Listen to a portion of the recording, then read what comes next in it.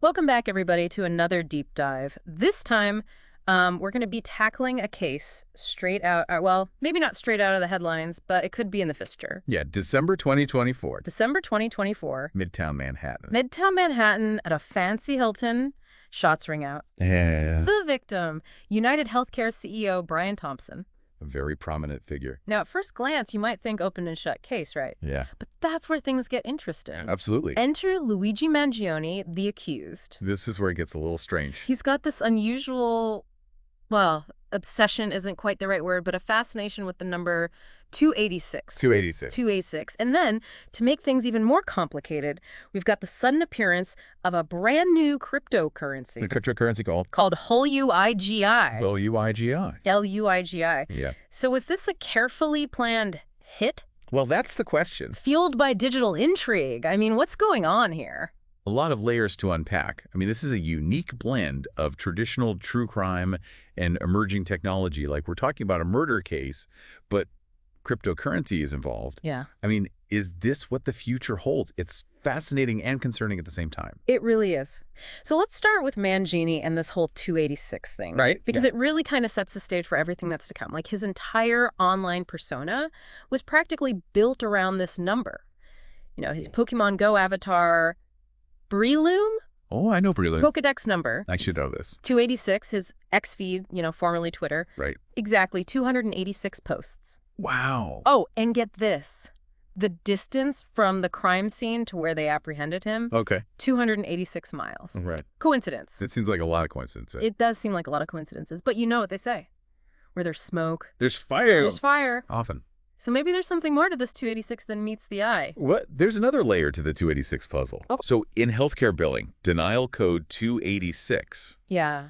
that's used to reject claims Okay. that are considered, by the insurance company not medically necessary. Oh, interesting. Now, Thompson's company, we all know, United Healthcare, was frequently accused of using this code 286 very liberally Really? to deny claims, which made him, Thompson that is, a very controversial figure in the healthcare industry. Oh, wow. So the question is, are these 286s intentional references to Thompson's business practices, or is it just a series of incredibly bizarre coincidences? It's hard to say. It really is. Like, was Mangione deliberately trying to send a message here? Was he trying to, taunt the authorities? Or are our brains just kind of wired to see patterns where there actually are none? It's a good question. It's the million-dollar question. Yeah.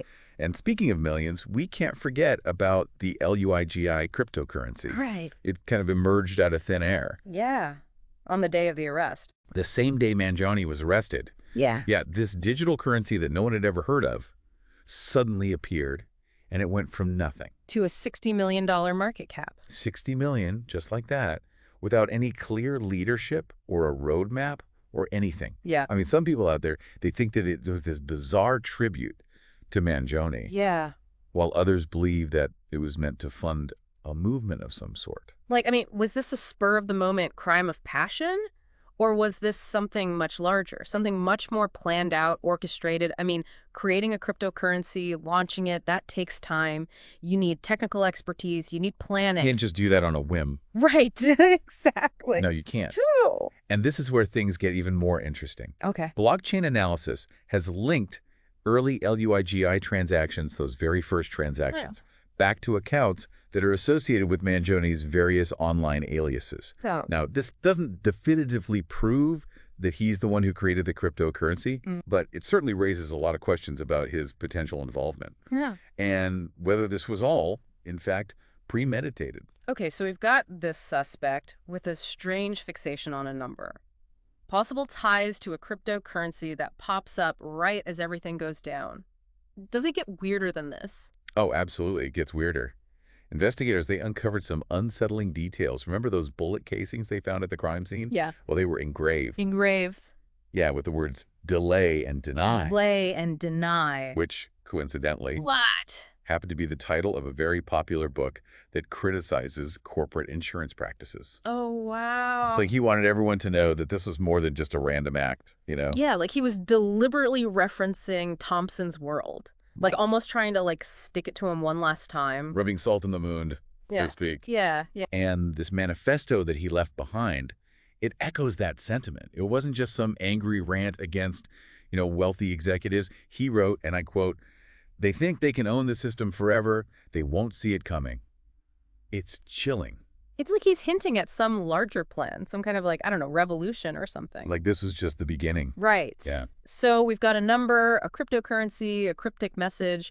What about Mangione himself? What do we know about the guy? Okay, so 6 months before the murder, he vanished. Vanished. Just disappeared. Mm-hmm. Friends reported him missing. Wow.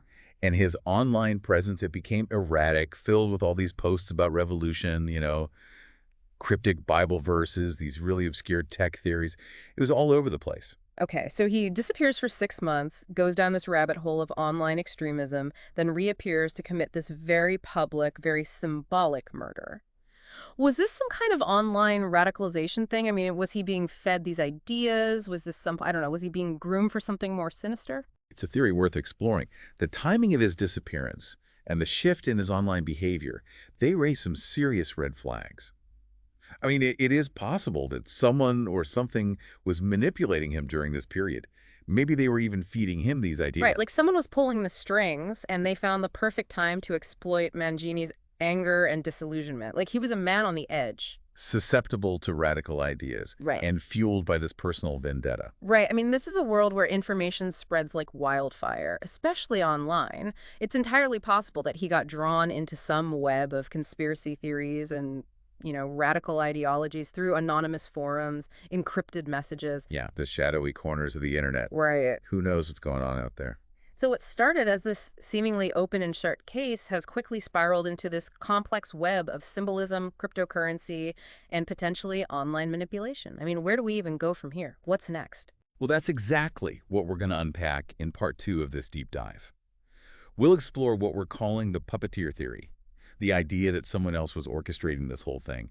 And we're going to take a closer look at the potential players who might have benefited from Thompson's death and Mangini's, very public downfall. Okay, so it sounds like this is just the tip of the iceberg. We'll be right back with part 2 after this. So as we kind of dig deeper into this whole rabbit hole, it's worth considering who might have benefited from Thompson's, well, not benefited, but who might have had something to gain from his death and Mangini's, very public downfall. Yeah, because if Mangione was being manipulated, someone had to be pulling the strings right. But who and why go through all this trouble? Right. Well, let's start with the obvious, a rival corporation. I mean, the healthcare industry is cutthroat, it's competitive. Yeah. And Thompson, he was a major player. Right. I mean, taking him out of the equation could have created opportunities for a competitor to, gain market share, maybe even seize some of United Healthcare's assets. Yeah. It's ruthless, but it happens all the time. I mean, take down the king, you get to be king, right? But wouldn't a corporation just go for like traditional tactics? Hostile takeovers, smear campaigns, that sort of thing. Yeah. This whole orchestrated chaos thing seems a bit extreme even for a ruthless competitor. That's true. That's a good point. But what if this wasn't about traditional corporate warfare? What if it was about disrupting the whole system? Like sowing chaos to create an opportunity for a new type of player to come in and kind of take over. You're talking about the whole delay and deny movement that we talked about earlier, like the engravings on the bullet casings. Yeah. Are we thinking this is some group of activists, maybe even hacktivists, taking matters into their own hands? It's possible. I mean, we know that their whole ideology revolves around dismantling the corporate healthcare system. Right. They see it as corrupt, exploitative, they blame it for people being denied essential care. Right. And figures like Thompson, they're the prime targets. Yeah, makes sense. And the whole LUIGI cryptocurrency could be their weapon of choice. I mean, imagine a completely decentralized financial system operating outside of the control of traditional institutions. Exactly. I mean, it could fund their operations, it could spread their message, and ultimately bring down the system that they so despise. It's very possible. So Mangione disappears for 6 months, falls deep into this online echo chamber, and he comes out as this weaponized pawn ready to strike a blow against the system that he now hates. Right. And the 286 obsession, the cryptocurrency, the cryptic messages, it's all part of this grand, chaotic performance to send a message and to, I don't know, sow fear. It's chilling when you think about it like that, but there's something else. Okay. Those Bible verses that started popping up in his online activity after his disappearance, it adds a whole other layer to his psychology. you know? Yeah, Was this a genuine expression of faith, yeah. or was he being manipulated by a group that understands the power of religious symbolism? Yeah, maybe they were using those verses to justify their actions, Hmm. to frame this as some kind of righteous crusade against corporate healthcare. Hmm. I mean, or maybe it was a way to control Mangione, to make him think he was serving a higher It's purpose. hard to say. Right, But it raises the question of whether Mangini was a willing participant in all of this, or if he was a victim. right, I mean, did he actually believe in what the delay and deny movement was all about? right. Or was he just a vulnerable person that got exploited by a group that saw him as expendable? I mean, it's hard to say for sure, but either way, the consequences are real. A man is dead, another man's life is shattered, and the system is teetering on the brink of, well, chaos. Exactly. This case shows how dangerous extremism can be, both online and offline. Yeah. And it shows how easy it is for people to get drawn into these radical ideologies and then be manipulated into committing acts of violence.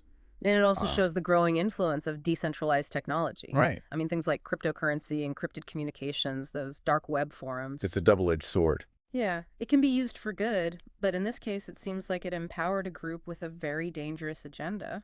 Right. And the investigation is still ongoing. Right. You know, they're looking into Mangione and the delay and deny movement. Yeah. But even if they uncover the whole truth, the damage is done. Right. This case is going to leave a mark on the healthcare industry.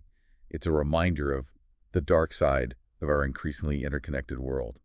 So as we move into the final part of our deep dive, I think it's important to consider what this case means for the future. Yeah. What does it mean for healthcare, for technology, and just for society in general? I mean, are we headed towards a world where decentralized movements and these radical ideologies become the norm?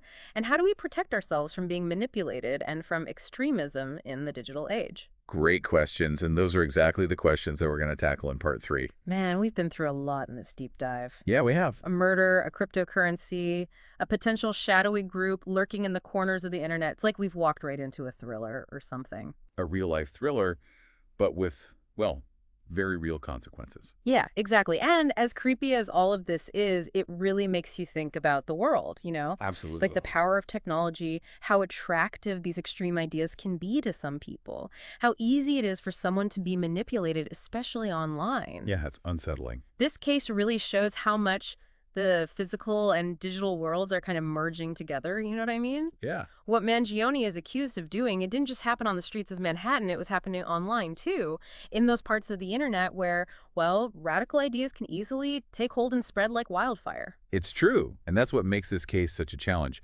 for law enforcement, but also for anyone trying to make sense of it. Yeah, it's like we're dealing with a digital crime scene that never stops changing. It's constantly evolving and growing. Exactly. It's like trying to catch a ghost. You see the effects of footprints, but trying to actually grasp the ghost itself is a whole other story.